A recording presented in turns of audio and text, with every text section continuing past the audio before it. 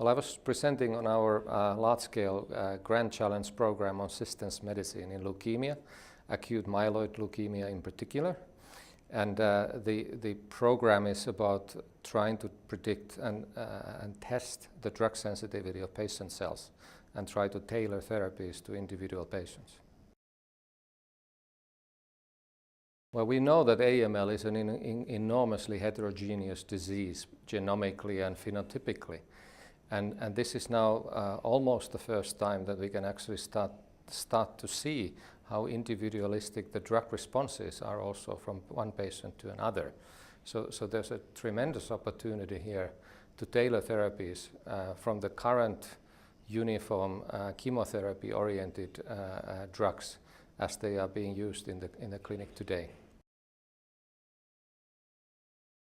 Well, one thing is that the systems medicine approach as such is important, that we get samples from patients at diagnosis, at remission, at relapse, and try to compare them with one another. The second point is that this drug sensitivity testing adds a lot to the profiling of cancers. So rather than just doing genomic profiling as most people do, if we can directly determine the sensitivity of patient cells ex vivo to a range of drugs, we screen 300 drugs, this can help to identify novel drug combinations and opportunities for patient treatment, which we also demonstrated by tailoring patient treatments accordingly.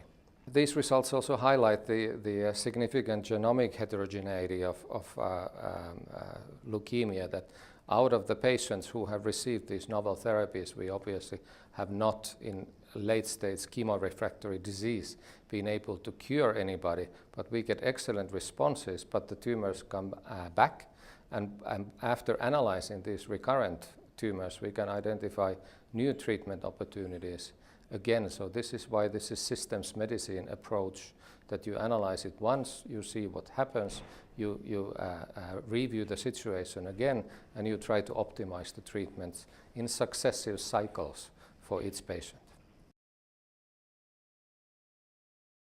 Well, systems medicine is becoming to be the future of cancer treatment. So it's just not about diagnostics of genomic alterations. We need to understand cancer in a more deeper way. And maybe this type of testing could be a future diagnostic approach for patients with leukemias, maybe later on solid tumors as well.